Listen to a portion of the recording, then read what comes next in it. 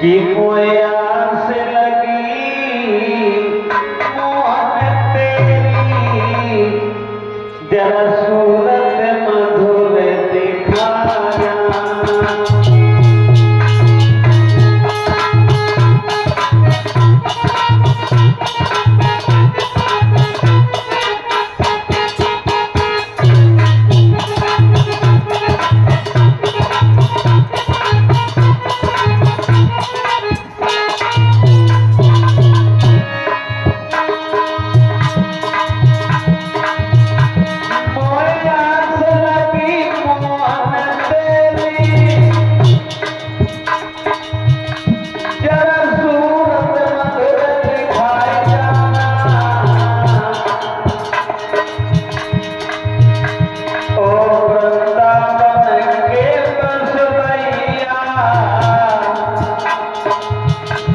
इस ब्रज में फिर से आई जाना।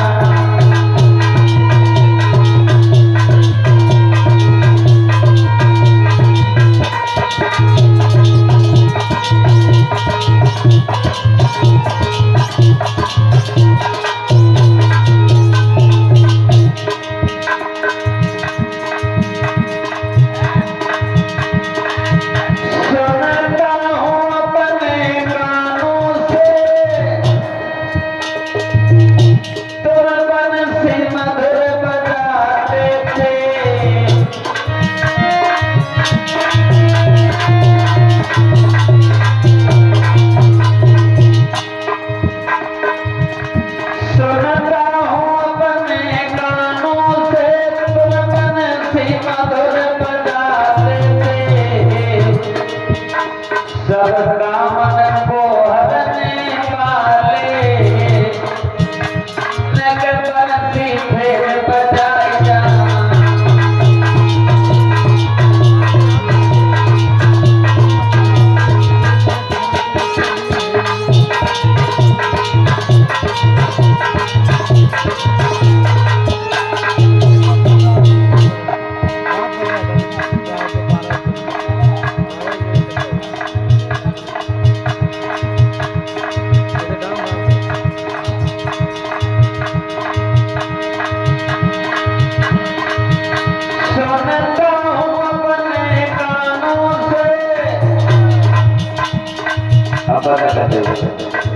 देख बंद कर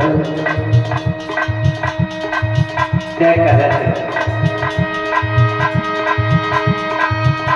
तुम माखन खूब चुराते हो,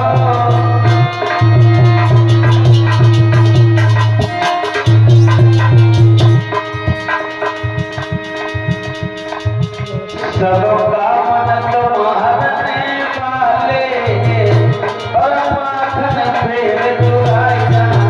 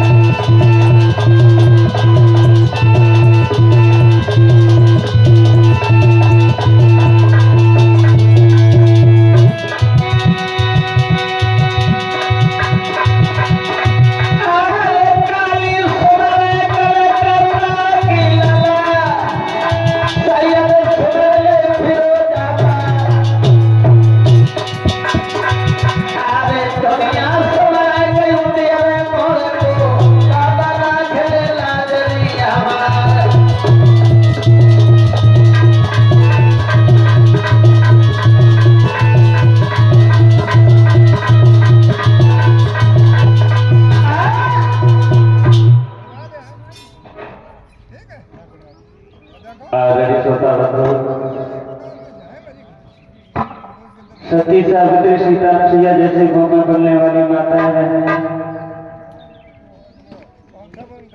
एवं छोटे छोटे कर्णधार बच्चों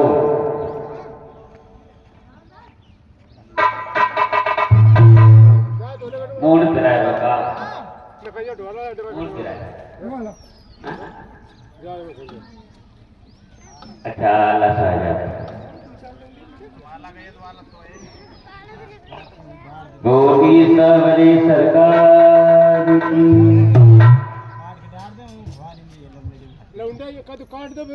तो श्री सुखदेव जी कहने लगे राजन परीक्षित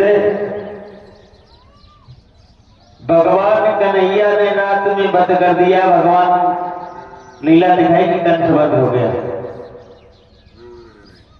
कंस का वध कर दिया और कंस का वध करने के बाद में भगवान कन्हैया ने जब देखा कि कंस का वध हो गया, कंस की दो पत्नियां थी जिनका नाम था अस्थि और प्राप्ति। दो पत्नियां थी जिनका नाम था अस्थि और प्राप्ति। दोनों पत्नियां जाकर के अपने पिता के पास में गई। जब पिता के पास में गई तो पिता ने देखा कि दोनों पत्नियां हमारी आ गई तो बोला क्या हो गया, क्यों आई हो? तो दोनों बेटियों ने कहा कि जो नंद बाबा के कृष्ण और बलराम हैं उन दोनों ने हमारे पति कंस का वध कर दिया। जो इतनी बात सुनी कि कंस का वध कर दिया, अब 3 ही ब्याज है यार, तो 50-50 रुपया तो जरासंध ने कहा कि अगर ऐसी बात है तो हम उन्हें छोड़ देंगे, क्योंकि हम भी बहुत बड़े योद्धा हैं महाराज।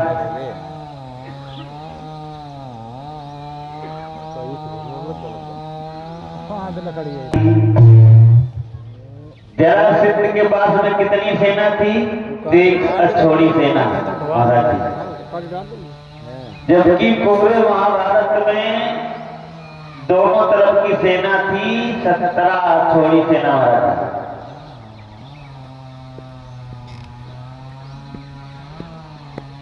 श्री सुखदेव जी कहने लगे राजन परीक्षित जरासंध ने अपने दामाद का बदला लेने के लिए, अपनी बेटियों का बदला लेने के लिए भगवान कन्हैया के ऊपर चढ़ाई कर दी। किसने? जरासंध ने। और जब जरासंध ने चढ़ाई कर दी तो भगवान कन्हैया मथुरा में हैं और नाना अग्रसेन को राजा बना दिया। किन्हें? नाना अग्रसेन को राजा बना दिया। तो जब आए जरासंध ने बहुत बड़ा युद्ध किया। युद्ध करने के बाद में जब युद्ध करके चले गए, लेकिन भगवान कन्हैया से युद्ध हार गए। जरासंध हार गए, एक बार हार गए, 2 बार हार गए, ऐसे नहीं, ऐसे ही 16 बार हार गए महाराज। हाँ, और जब 16वें बार हार गए, लेकिन हिम्मत नहीं हारी महाराज जी। 17वीं बार में जरासंध ने मलेच्छु की सेना बनाई महाराज जी। जो मलेच्छु के राजा थे कालयवन जिन्हें कहते हैं, उनको लेकर के भगवान कन्हैया के ऊपर चढ़ाई कर दी।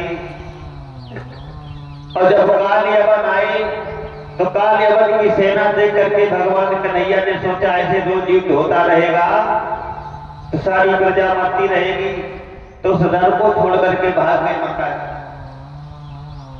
तो वहां से भगवान कृष्ण का नाम रणछोड़ बन गया महाराज। क्या बना? रणछोड़।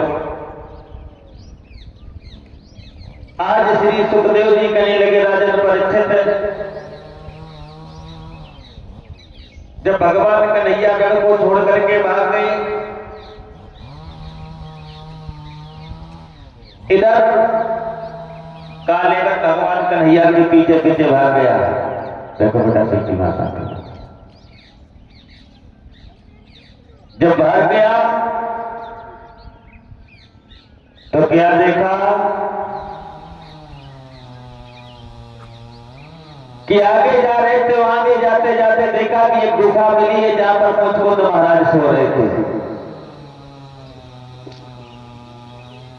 देखो मुचकुंद कौन है, परिस्थिति थोड़ा समझो।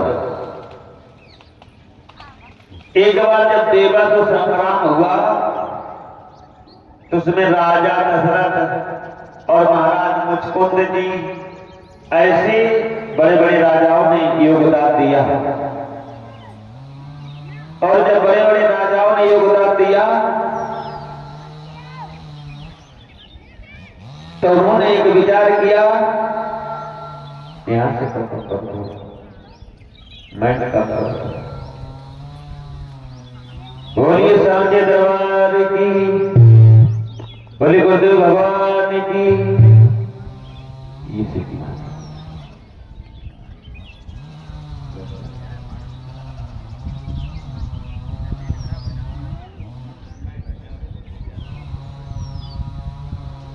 बोलिए साचे दरबार की।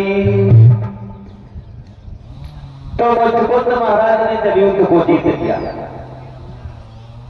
और जब युद्ध जीत लिया, जीतने के बाद में कहा है कि अब हमें सोना है, देवताओं से कहा ऐसी जगह बताओ जहां हम सोते हैं, कोई जगह नहीं। तो उन्होंने कंदराओं में बता दिया कि जाओ इस गुफा में सो जाओ, तुम्हें जो भी जगाने आएगा वो जल करके भस्म हो जाए। जैसे ही कहा जल करके भस्म हो जाएगा, भगवान कन्हैया उसी गुफा में घुस गए। और जब उसी गुफा में भगवान कन्हैया घुस गए तो उसी गुफा के अंदर मुचकुंद जी महाराज सो रहे थे, तो अपना पीतांबर उनके ऊपर डाल दिया। और जब अपना पीतांबर उनके ऊपर डाल दिया, डालने के बाद वो वहां से चले गए। जब चले गए तो इधर से काले बन आए, काले बन ने जाना कि देखो कन्हैया यहाँ सो रहा है, यहाँ सो रहा है और हमें बेवकूफ समझता है। उसने क्रोध में आकर के उनको लात मार दी। क्या मारी? लात। और जब लात से मारा तो मुचकुंद महाराज की नींद जाग गई। और जब नींद खुल गई, जैसे ही मुचकुंद महाराज जागे तो वहीं पर काले बन जल करके भस्म हो गया। और जब काले बन जल करके भस्म हो गया, बोली वृंदावन में हरिलाल की। काले बन जब जल करके भस्म हुआ और होने के बाद में तुरंत भगवान कन्हैया ने विश्वकर्मा को आदेश दिया। विश्वकर्मा कौन है? विश्वकर्मा जो है ये देवताओं के शिल्पकारी है। शिल्पकारी जो स्त्री मकान बनाने वाले होते हैं ना, उन्हें विश्वकर्मा कहते हैं। और जो लकड़ी का काम करते हैं उन्हें शर्मा कहते हैं। महाराज जी तो मिस्त्री का काम करते तो पल भर में उन्हें क्या बनाई? द्वारिका। एक समुद्र के अंदर द्वारिका बनाओ जहां जरासंध जा ही ना पाए। इसका नाम द्वारिका कैसे पड़ा? वहां पर एक मकान बनवाया गया। तो जब मकान बनवाया गया तो रातों रात सारी जितनी भी मथुरा की आदि प्रजा थी वो रातों रात द्वारिका में पहुंचाई गई योग माया द्वारा। और जब रातों रात द्वारिका में पहुंचाई, सवेरे जो जब वो सोकाए कहाँ द्वार है, कहाँ द्वार, सब भजे फिरे कहाँ भजे। रात में जो उठे सवेरे कौन द्वार देखे, वो द्वार में बजा द्वार कहाँ, जैसे कहा द्वार कहाँ तो उसी समय उसका नाम पड़ गया द्वारिका। इस प्रकार से द्वारिका जब बसाई है तो उसी द्वारिका में भगवान कन्हैया और बलराम भैया रहने लगे। ऐसे कहां बनी द्वारिका? समुद्र के अंदर। द्वारिका एक धाम है, 4 धाम है महाराज जी।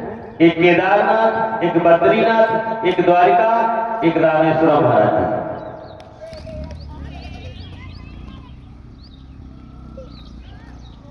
बोलिए साचे दरबार की, आनंद कंद भगवान की। उसी पद को भगवान कन्हैया यहां से चले गए और जाकर के द्वारिका में पहुंच गए। लेकिन कभी भी भगवान कन्हैया द्वारिका मथुरा से लौट करके वृंदावन में नहीं आए मैया।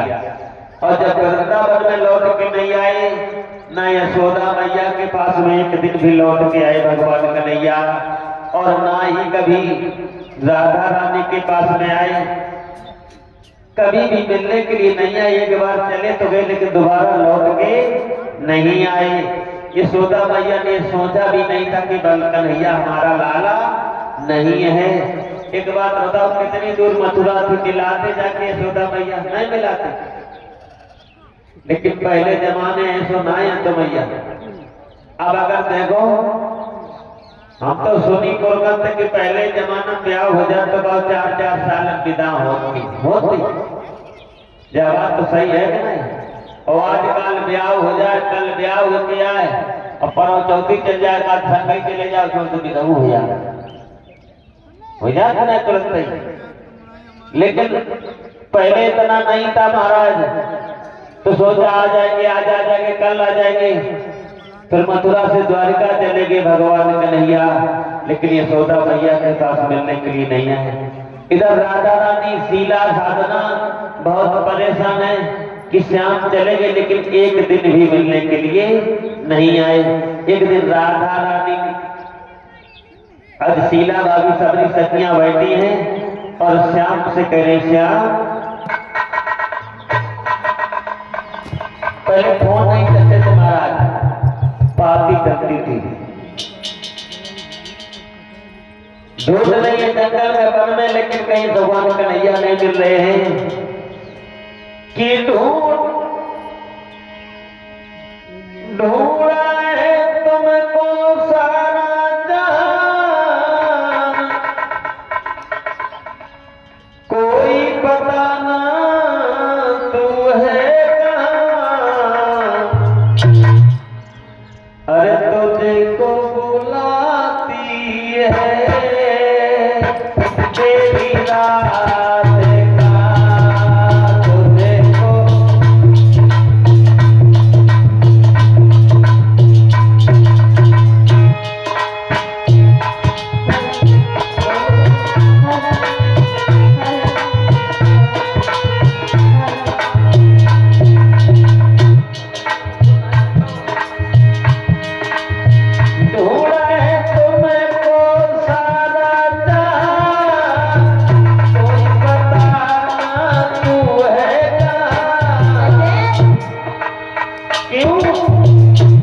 क्योंकि तुमको बुलाती है तेरी राधिका, तुमको बुलाती है मेरी राधिका।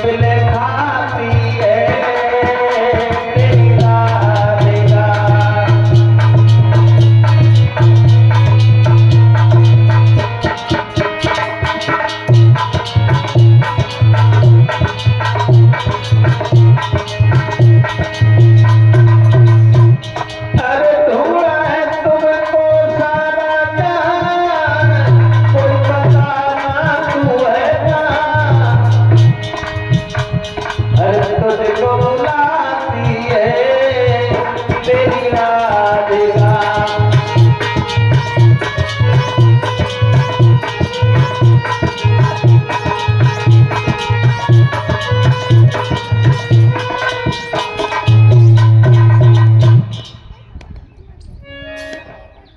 आज राधा रानी भगवान कन्हैया को ढूंढ रही है, पत्तों में ढूंढ रही है, लेकिन भगवान कन्हैया नहीं मिल रहे।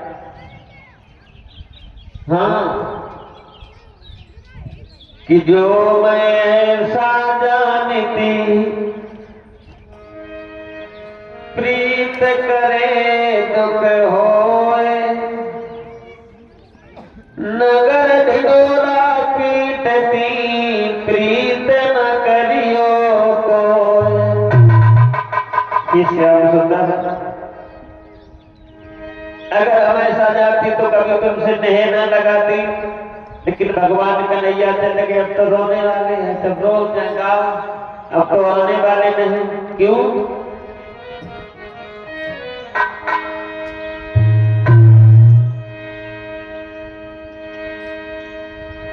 कि तेरी राधिका और बाती निहारे, कब आएगा तू मोहन प्यारे, कब आएगा तू मन दीवारे, कब आएगा तू मोहन प्यारे।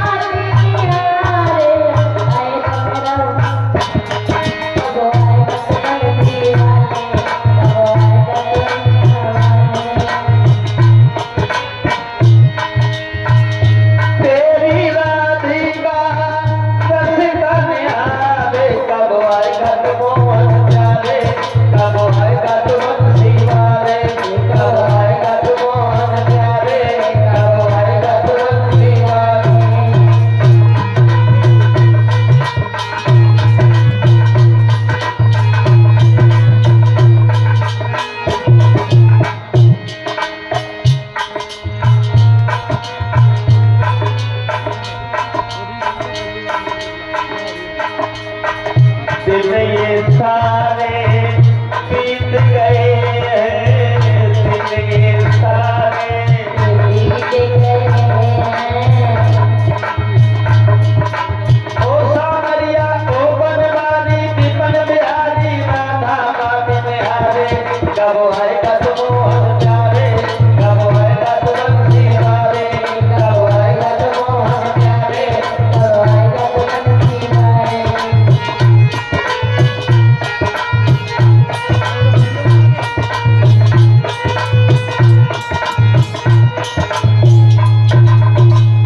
आज भगवान कन्हैया श्री सुखदेव जी कहने लगे कि राधा रानी शीला साधना सब भगवान को बुलाती नहीं, लेकिन भगवान नहीं आए, भगवान तो द्वारिकापुरी में चले गए महाराज।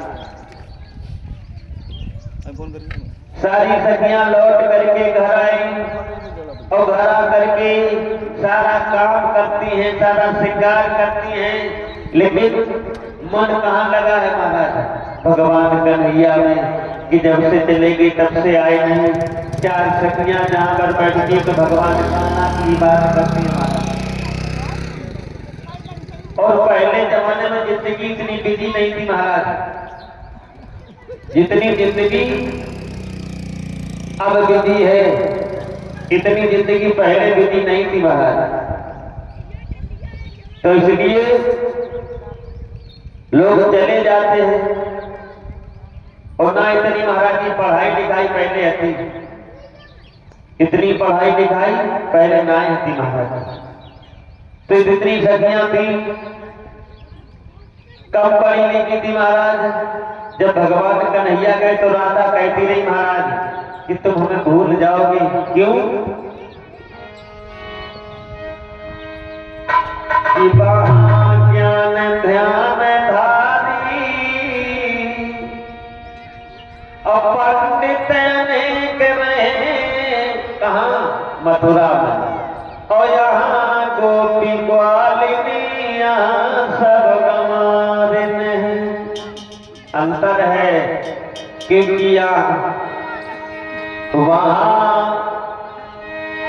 यहाँ घास फूस की और झोपड़ियन में रहनो पड़े, और वहाँ उन्हें अमीरन के अटायर अटारी है। क्या कि यहाँ साग बथुआ सोफूरियन के हाथ को, अब सुंदर भोजन बनाती सुंदर नारी है। लेकिन रही हो चाहे जहाँ बिहारी, रहने की इच्छा तुम्हारी है। अब भूल मती जइयो मैं तो प्रेम की पुजारी में। कभी भूल मत जाना से आप चाहे जा रहियो। पहले के लोग इतने पढ़े लिखे नहीं होते महाराज, एक आदमी पढ़े लिखे जाते, देखो ये पढ़े लिखे लड़का की शादी, मतलब अनपढ़ लड़का की शादी जब पढ़ी लिखी लड़की के साथ होगी, देखो आदमी से ज्यादा बेटियन की बुद्धि फास्ट हो, फास्ट जाना था, फास्ट माने तेज। ये तो बात मानेंगे मना करें। सरकार में लड़का की उम्र 21 साल रखी, ब्याह करो जब 21 साल को हो जाए, क्योंकि 21 साल में लड़का की बुद्धि सही हो पाओ। और बिटिया की आयु रखी 18 साल की, बिटिया 18 साल बुद्धि से याद हो जाए जितनी 21 साल में लड़का हो पास न बराबर नंबर रखी जाती है। नहीं लड़का जितनी जल्दी नहीं बढ़ पा जितनी बिटिया बढ़ जाता हमारे यहाँ करो। ये हमने सरकार ने भी सोचा, यही सोच करके आई रखी। तो एक अनपढ़ लड़का की शादी जब पढ़ी लिखी लड़की के साथ रहेगी तो घर आई तो रोज कटिया करना पड़े, गोबर डालना पड़े। तुमने कि हम ऐसे घर में ना आए, फिर कैसे रहे हो? हम बीए पढ़ी हैं, हमें पढ़ी तो पढ़ाई रुपया लगो है। तो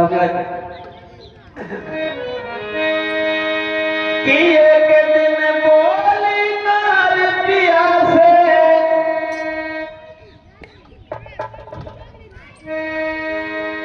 अब तुम्हारो जरियारो, और उतर पपारो जे भेड़ बछेरू, हमसे नहीं कटी है चारो।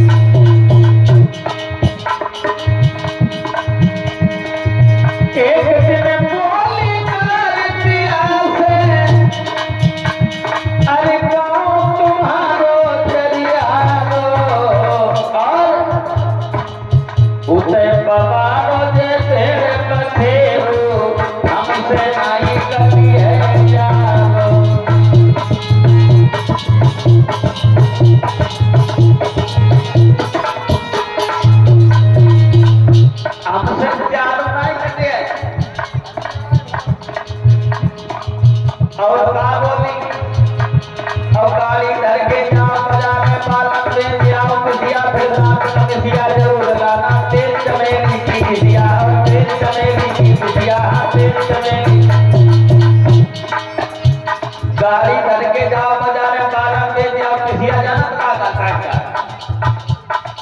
चकिया। हाँ और किसिया जाना तो भाई पहले तो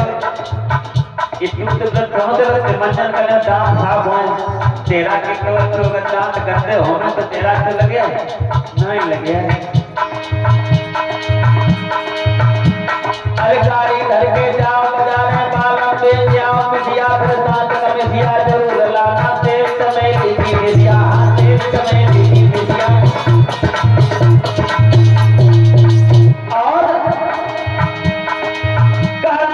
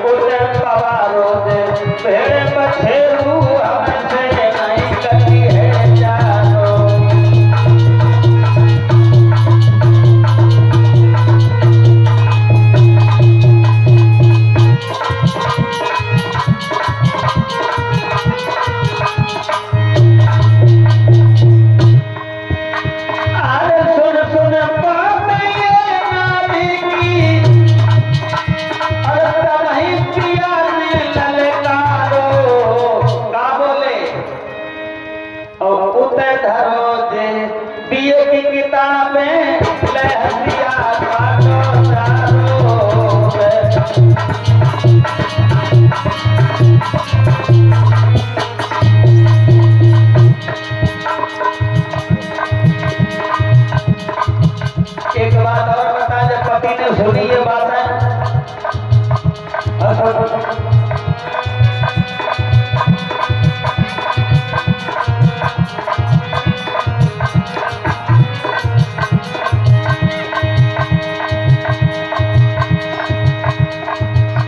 जो इतनी बात की है मैं से कह रहे हैं।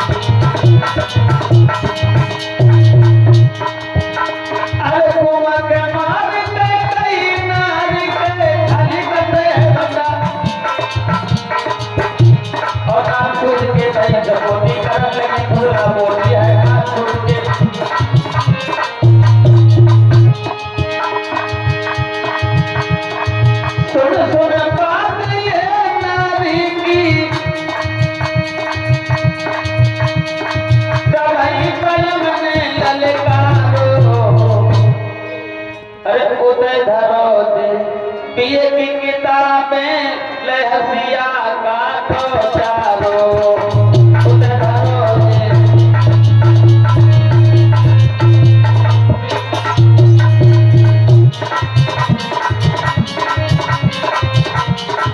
बोलिए श्री सुखदेव जी कहने लगे राजन परीक्षित, भगवान कन्हैया जब लौट करके नहीं आए और जब नहीं आए तो बहुत दिन बीत गए महाराज। एक दिन भगवान कन्हैया के वियोग में राधा रानी और सारी सखियां यमुना तट पर पानी भरने के लिए गई महाराज, आए पानी भरने के लिए। और जब पानी भरने के लिए गई बनाओ तुम बनाओ, घंटों तक खड़ी नहीं, और जब घंटों तक खड़ी नहीं, आज भगवान कन्हैया के सखियों ने सोचा कि भगवान कन्हैया ऐसे नहीं आएंगे, तो इसलिए भगवान कन्हैया के आएंगे चाचा रहते थे जिनका नाम था अक्रूर। अक्रूर चाचा को बुलाया, तब भगवान कन्हैया को 1-1.5 घंटे में कहाँ मथुरा नगरिया में भिजवाया महाराज। अक्रूर को जब बुलवाया और इसके बाद में आज उद्धव को बुलाया। उद्धव जी भगवान कन्हैया से बहुत प्रेम करते थे। जब उद्धव जी भगवान कन्हैया से बहुत प्रेम करते थे तो उद्धव जी से कहा कि उद्धव जी तुम चले जाओ और जितनी भी मथुरा नगरिया में सखियां हैं उन्हें सबको समझा दो और उनसे कहना कि हमारी भक्ति छोड़ करके निराकार ब्रह्म की भक्ति प्रारंभ करते हैं।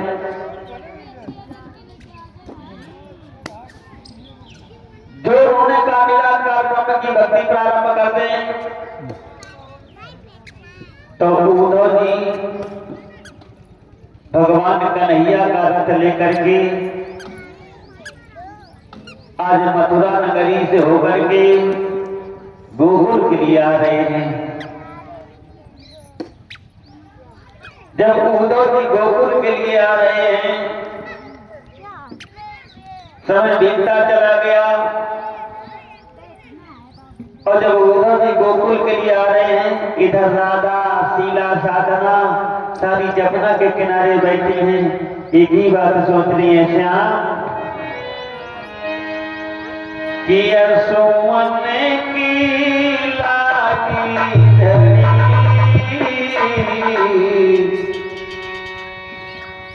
और राधा कुंजन में रोवे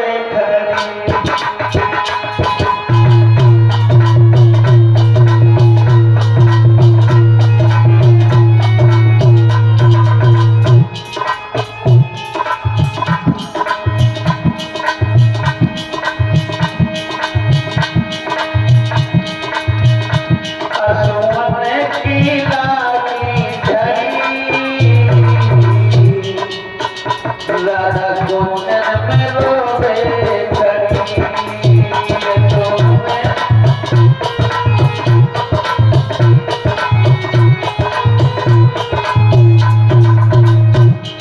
फिर कन्हैया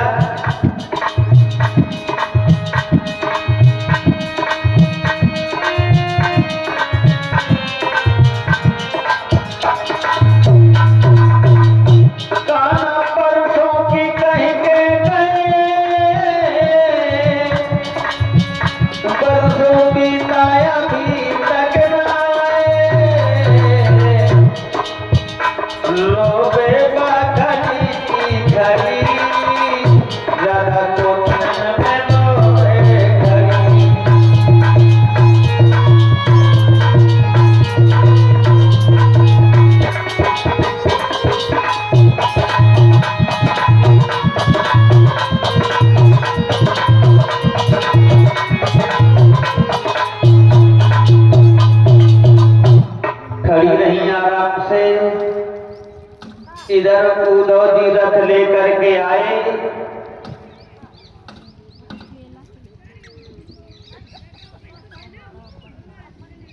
जैसे उद्धव जी रथ लेकर के आए तो सारी सखियों ने देखा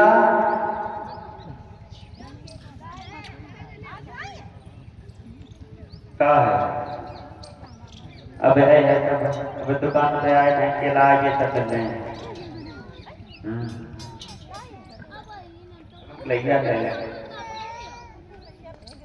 बोली सारी सरकार की, बाकी बिहारी लाल की।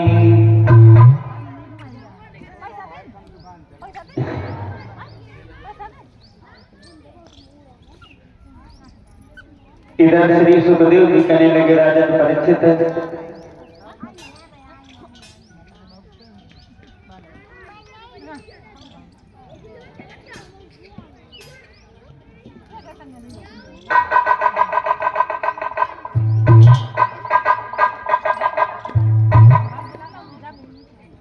उद्धव जी आए और जब जमुना के किनारे पर देखा कि कोई नहीं है, सारी सखियां लौट कर चली गई। तो बालक मिला, उस बालक से पूछा कि एक बात बताओ, यहाँ से नंद बाबा का घर कितनी दूर है और कहाँ नंद बाबा का घर है। प्रसाद ले ले दे दो।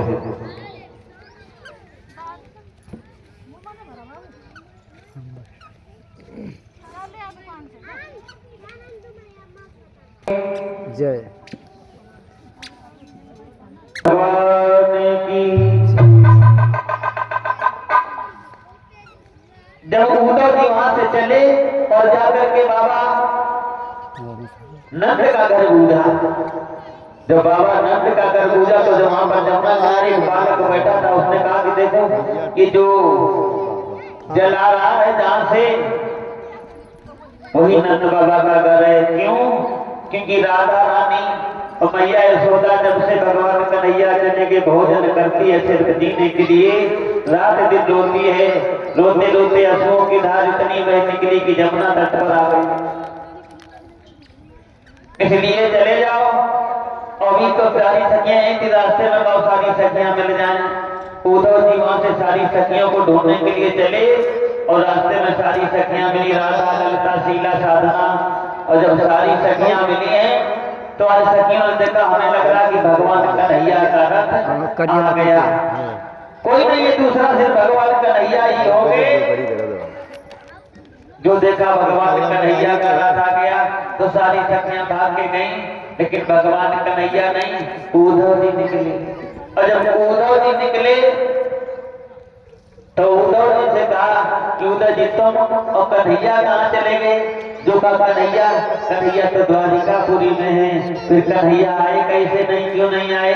कितने दिन हो गए, कभी दर्शन तक नहीं दिए। उद्धव जी ने कहा कि देखो सखियों, जो चला गया उसे भूल जाओ, उसके लिए मत रहो। संसार का नियम है, आज कोई मिलता है तो कोई बिछुड़ता है। इसलिए तुम इतना प्रेम भगवान कन्हैया से करती हो, इतना प्रेम निराकार ब्रह्म से करो। परमात्मा सब एक है, सखियां कहने लगी हम निराकार और साकार नहीं जानते, एक बात बताएं उद्धव, तुम्हें नहीं मालूम कि ये तो प्रेमों की बातें हैं उद्धव,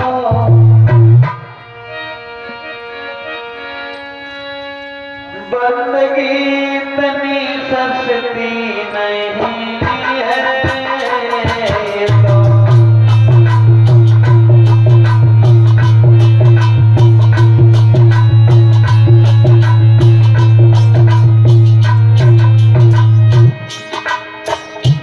तो बता दे।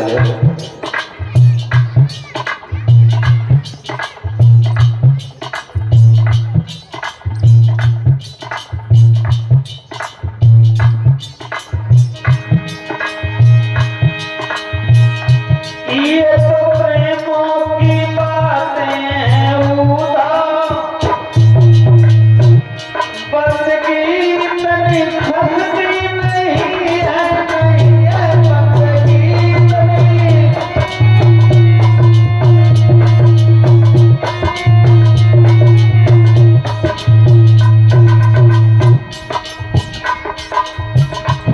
बंदगी इतनी सस्ती नहीं है।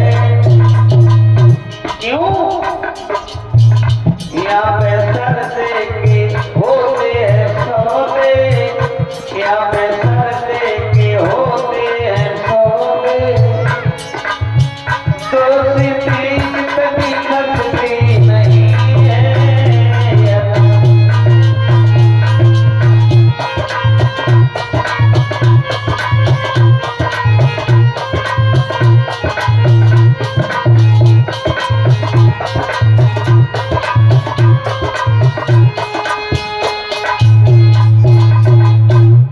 पूछ रहे हो कि निराकार ब्रह्म की हमें सेवा करना चाहिए, हमें उस ब्रह्म को पूजना चाहिए, हमें कुछ नहीं मतलब, हमें सिर्फ एक बात बताओ उद्धव कि भगवान कन्हैया को कैसे पूजें, उसका कोई नियम हो तो बताओ।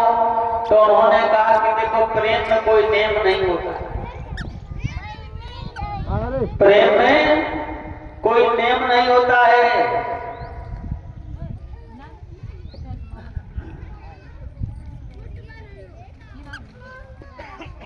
इसलिए कोई जब नियम नहीं होता है तो ऐसा करो, अब चलो हम तुम्हें कुछ बताएं कि भक्ति कैसे करना चाहिए। किसने कहा? उद्धव ने। और जब उद्धव ने भक्ति के बारे में बताया तो राधा ने कहा कि हम भक्ति के बारे में नहीं मालूम, हमें सिर्फ एक बात बताओ, अरे कैसे मिलन होए मेरे उद्धव, नटवर कौन बिहारी से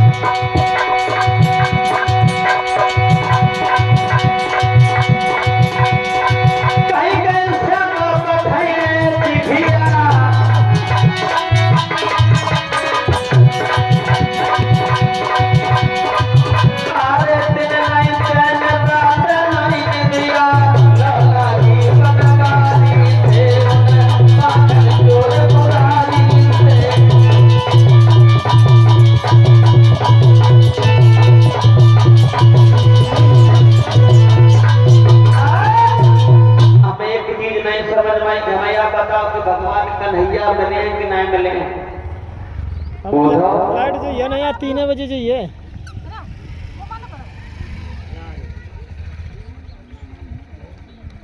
बोलिए सांचे दरबार की। कहने लगे राजन परिचित राधा जी को लेकर के श्याम के बारे में बताते हुए उद्धव जी घर की ओर गए, लेकिन पूरी रात सखियों को समझाया, लेकिन सखियों ने कहा कि उद्धव जी तुम लौट जाओ।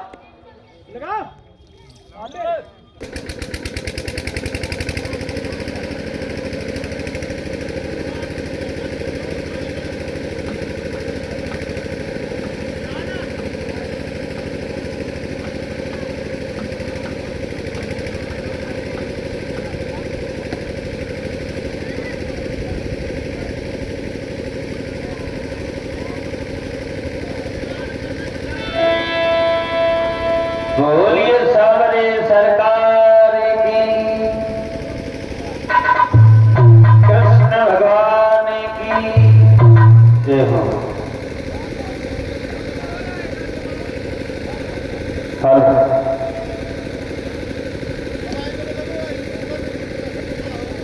तो श्री सुखदेव जी कहने लगे राजन परिच्छेद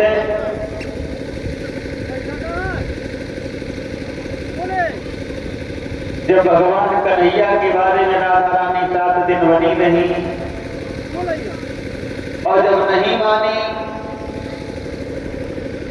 पैसा गिरा दे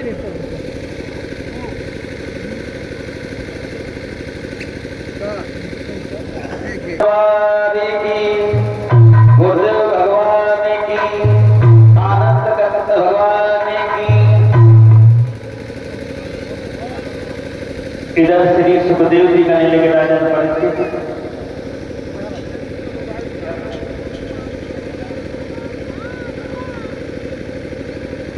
कि जिस समय चप्पल में भगवान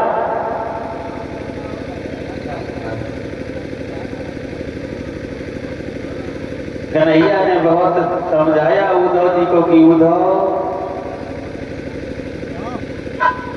सखियां बहुत प्रेम की भोगी हैं, इसीलिए तुम अब चले जाओ। और उद्धव जी गए और जाकर के लौट जाए द्वारकापुरी में, तो बताया कि आज हम मान गए कि हमसे ज्यादा भी कोई प्रेम करने वाला भगवान से वो सखियां, इसलिए आज उद्धव जी का भी भ्रम दूर किया भगवान कन्हैया।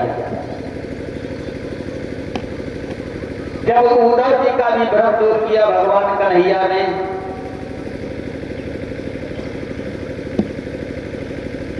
इधर श्री सुखदेव जी कहने के राजन परिचित भगवान कन्हैया रहते रहे और भगवान कन्हैया का विवाह कैसे हुआ? भगवान कन्हैया के कितने विवाह हुए महाराज जी? 16,108। 16,108 विवाह हुए।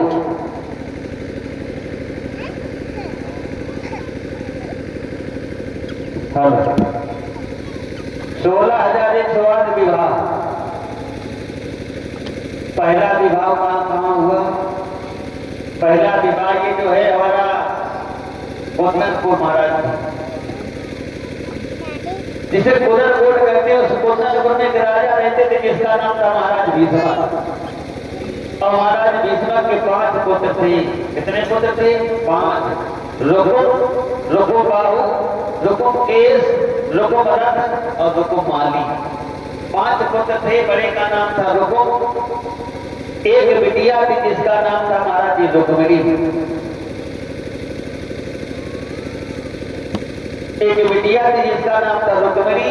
और धीरे धीरे रुक्मिणी घर में खेल रही है महाराज। और जब बिटिया धीरे धीरे खेल रही है, बड़े आनंद के साथ में खेल रही है और माता पिता बहुत प्रसन्न हैं। अरे बिटिया आंगन में खेले,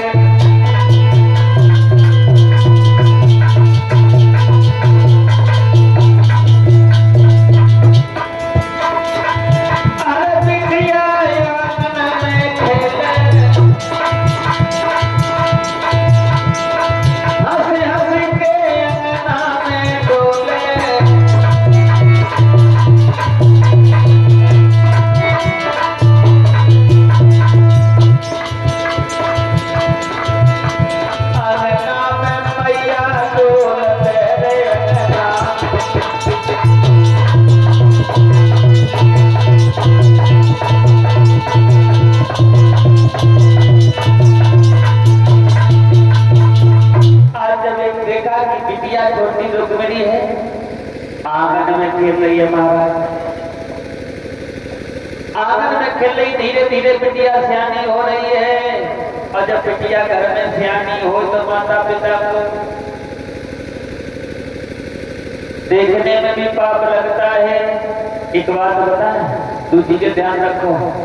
अगर कुंवारी बिटिया घर में शिकार करने लगे तो माता पिता को पाप लगने लगता है महाराज, क्योंकि शिकार जब बहाना पड़ती है तभी से प्रारंभ होता है। ये शास्त्रों का नियम है। अगर कुंवारी बिटिया घर में शिकार करने लगे तो माता पिता को देखने से भी पाप लगता है। रुक्मिणी धीरे धीरे बड़ी हुई। रुक्मिणी की मैया ने कहा कि बिटिया घर में सियानी हो गई। और जब बिटिया सियानी हो गई और महाराज ने एक भी दिन हमसे चर्चा नहीं की। कौन सी चर्चा? कि बेटी की कहीं शादी करना है कि नहीं करना है। और जब चर्चा नहीं की, आज मैया को बहुत चिंता। एक बात बता,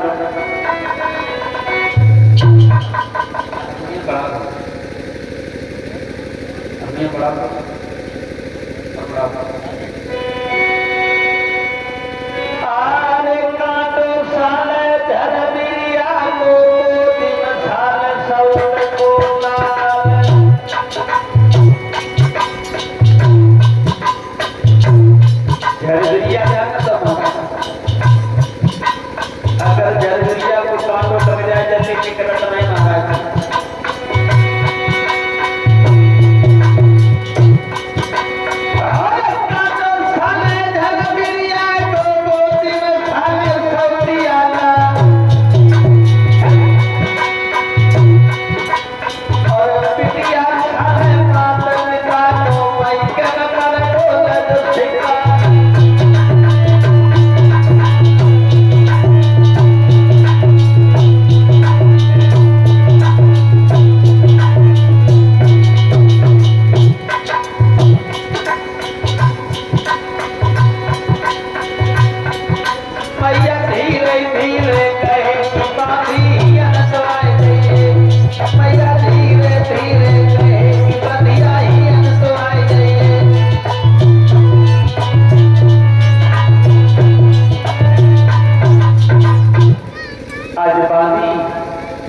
को बुलाया और बाती से कहा कि बाती ये आओ।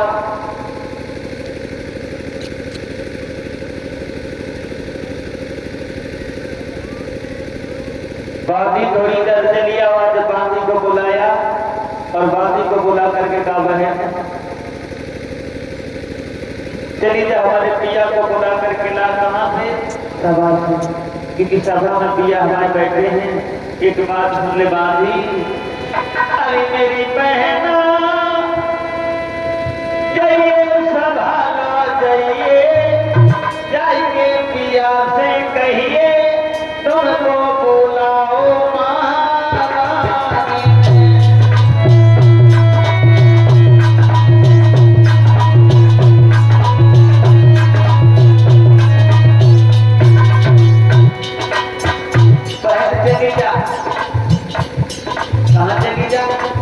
पिया के पास चली जा बहन।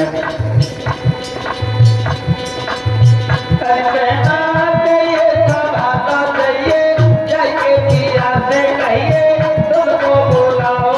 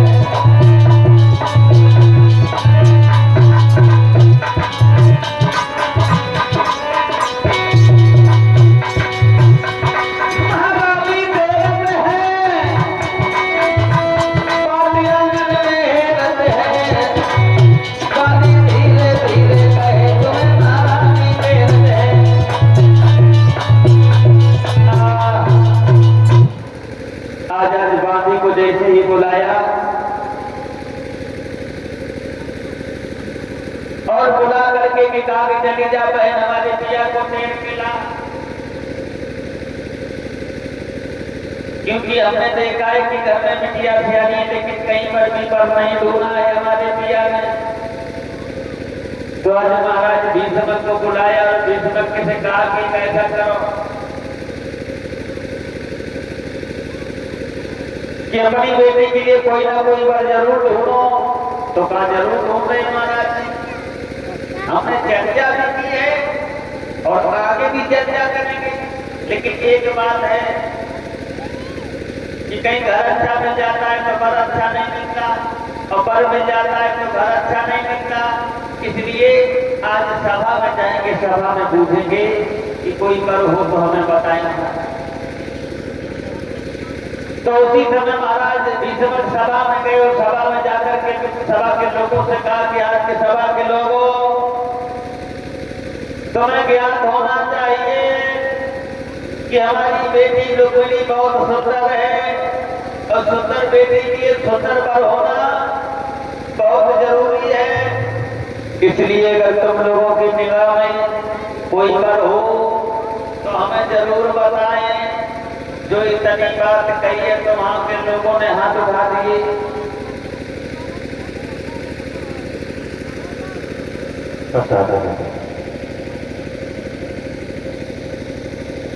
हाथ उठाए कि कौन कौन पर। एक कहने लगा महाराज जरासंध कैसे रहेंगे, दूसरा कहा जरासंध, अरे वो जरासंध कौन लगा।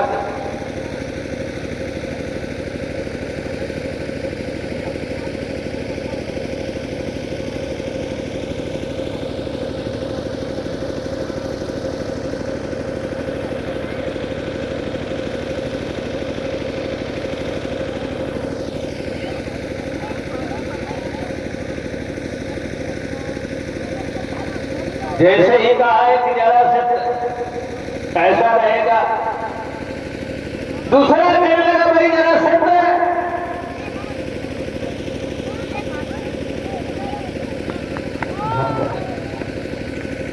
बेटा थे बोलो, मत बारी मर गई है क्या? क्यों? तुम्हें नहीं मालूम है? हाँ, हमने देखो तो देकर रखा है। हाँ, और तुम्हें मालूम होना चाहिए क्या कि हमारे पे मतलब कोई अपने बहन के योग ही पर रोना होगा। इसलिए थोड़ा लोगों ने कहा कि जरासंध अच्छा रहेगा, किसी ने कहा दंतवक्र अच्छा रहेगा, तो कोई किसी को बढ़िया बजाता है तो कोई किसी में कमी निकालता है। एक ने कहा दुर्योधन कैसा रहेगा, तो लोगों ने कहा भाई दुर्योधन, दुर्योधन अपने भाई को सीख की नोक की जगह पर जगह नहीं दी है, उस दुर्योधन के हम अपनी बहन को नहीं करेंगे। जब पूरा दिन हो गया लेकिन रिश्ता कहीं नहीं हुआ। अब तो बताओ बेटा कुछ। अरे बुड्ढे का मेरे ख्याल रखो करो। हाँ बोलो, आप ये बताओ। हाँ देखो बुड्ढे का यहाँ कई मुश्किलात है, ये देख ले। हाँ स्पेशल है दादा, हाँ देखो क्या तुम्हारी माँ तुम्हारी गई बेटा? एक बात बताओ, क्या थोड़ी समझ बात हमारी कि जहाँ पर अपनी बहन को तुमने किया है, हाँ चल रहा बता रहे अपनी बहन के लिए, जहाँ तुम्हारी ससुराल वहीं पर अपनी बहन को कर सकते हो विवाह के लिए। आप एक बात तो बताओ पिता श्री, बोलो तो है। अगर वो हमें अपनी बहन दे सकते हैं तो अगर हमारी बहन उनके पास चली जाएगी तो क्या उसमें दिक्कत है, ये बताओ पिता श्री। तो तुम बड़े दिक्कत है क्या? देखो हम अपनी बेटी की शादी मर्यादा में करेंगे, रिश्ता एक मन जोड़ा जाता है बेटा। ये बात बेटा हमारी मनमानी गई है, वो बहुत ही धर्मान और योगवती लड़का है, इसलिए उससे सुंदर और बेहतर हो ही नहीं सकता पिता श्री। लेकिन आप भंडारा लेकिन हम अपनी नहीं लेते, अपनी बेटी की शादी वहाँ नहीं करेंगे। नहीं करोगे? अगर नहीं करोगे तो फिर तुम भी सावधान हो जाओ पिता श्री, हम आपकी एक बात नहीं छोड़ेंगे। अबे सवेर हुई शाम हुई अब तो ही रुको कहने लगा पिताजी जो बहन के लिए शादी हमारा जो सारा है चंदेरी का बसने वाला ससुराल कहाँ का था हमारा? चंदेरी का बसने वाला नहीं है उधर उसी के साथ अपनी बहन की शादी करेंगे। इसकी बात पिता की नहीं मानी और नाई और ब्राह्मण को बुलवाया, पत्र लिखवाया नाम और पत्र में एक बात लिखी राम का भाई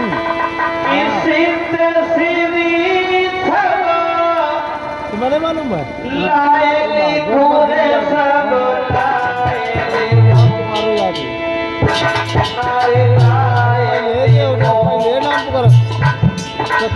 बता देना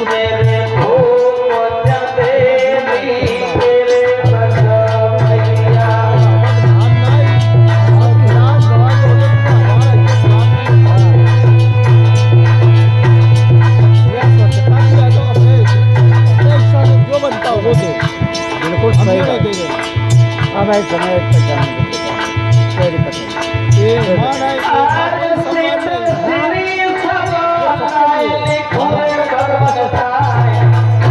हम भी लगे थे हम लोग दे रहे हैं तुम करो हम दे सही बात। हम लोग करो सब करियो तो मजा एक बात और लिखी है अरे मेरी बहन को प्यार न तोरे भैया ब्याह भैया ब्याह दूल्हा बने आइयो तो मैं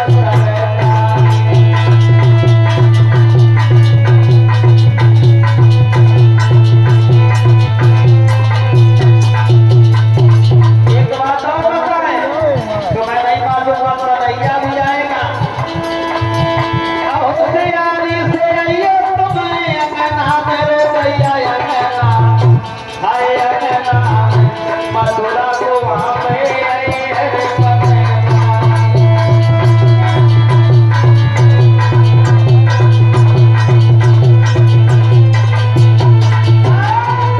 एक बात बताएं पत्र लिख दिया पत्र को लिखने के बाद में नाई और ब्राह्मण को चिट्ठी दे दी और चिट्ठी को देकर के जब नाई ब्राह्मण चले और जाकर के चंदेरी में पहुंचे मौका जैसे ही देखा है शिवपाल ने कि हमारे लिए शादी की चिट्ठी आई तो हमें लगे बोतल लगे महाराज एक बार बताओ शादी ब्याह ऐसी चीज है कैसी चीज हाँ आज बताया है कि मुर्दे से भी कहते हो शादी करोगे तो कोई मुर्दा धक्का हो जाता है हो जाता है हाँ तो आज उसी समय शिशुपाल ने देखा कि हमारे जीजा ने महाराज अपनी बहन का रिश्ता भेजा भाभी से जाकर कहा भाभी अरे भाभी ये बताओ तो मुझे दूल्हा बनाओगी या नहीं एक बात बता तो तुम्हारी मत मारी गई क्या क्यों कि दूल्हा एकदम दूल्हा बनने लगे काम भाभी मुझे तुम्हारी बात नहीं समझिए मुझे दूल्हा बनना है दूल्हा दूल्हा जो तुम्हारी बहन जैसी है तो मैंने मानो तो मैंने भी अपनी बहन उनको दी है इसीलिए मैं उनकी बहन ले रहा हूँ तुम्हें क्या दिक्कत हो रही तुम्हें क्या प्रॉब्लम हो रही है चलो मनो हमें कहा है मनो तुम्हें मरना है और सुनो मैं दूल्हा ऐसा बाधा नहीं बोलूंगा दूल्हा बनूंगा बिल्कुल नियम कायदे से कह रहा मतलब क्या ये लगे जब आंखों में काजल मुझे तो याद करो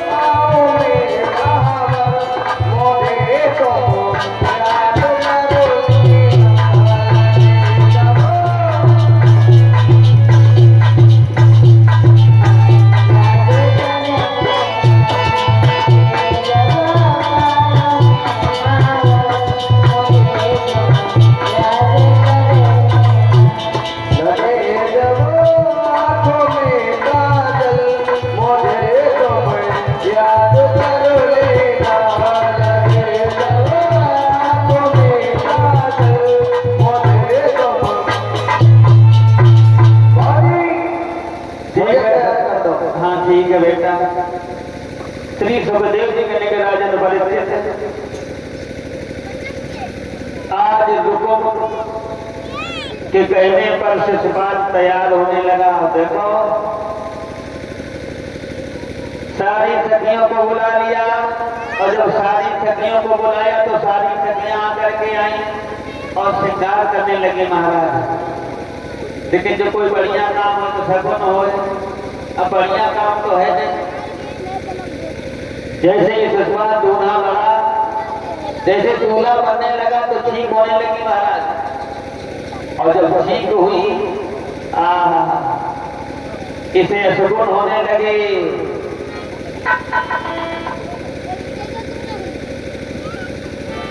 कौन सा सगुन होगा कि जाने धरो पता पे पाए ठीक गई धारी।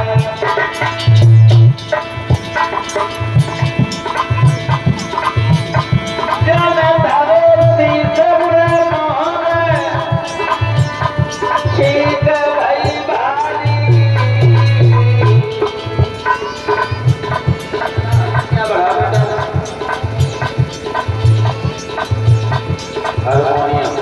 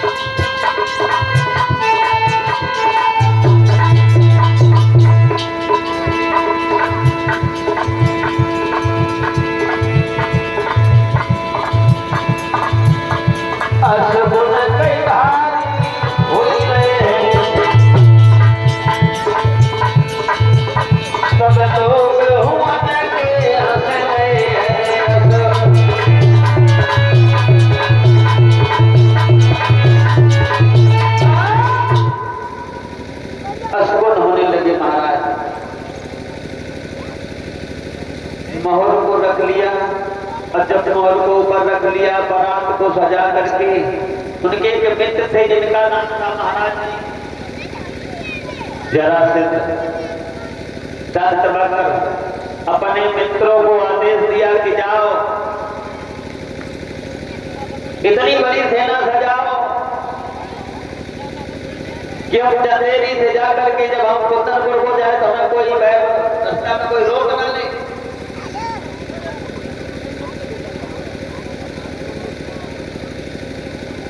और कोई रोक न ले,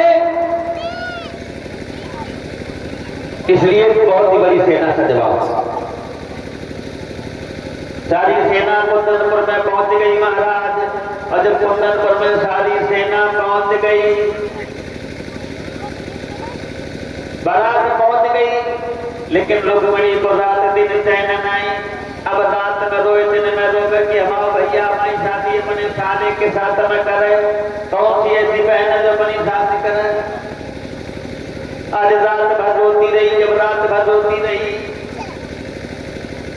तो वहां से एक ब्राह्मण जी आए। ब्राह्मण जी भीख मांगने के लिए भिक्षा मांगते हैं। बेटी भिक्षा दे दे, बेटी भिक्षा दे दे। लेकिन बेटी निकली रुक्मिणी रोती हुई। ब्राह्मण ने कहा बेटी क्यों रो रही हो? एक बात बताओ, तुम्हारी तो सुना है शादी है और शादी में तुम रो रही हो। रुक्मिणी ने कहा शादी नहीं है स्वामी जी, फिर बर्बादी है। अच्छा तुम्हारी बर्बादी शादी में बर्बादी? कहा भैया हमारी शादी अपने साले के साथ करो जाओ।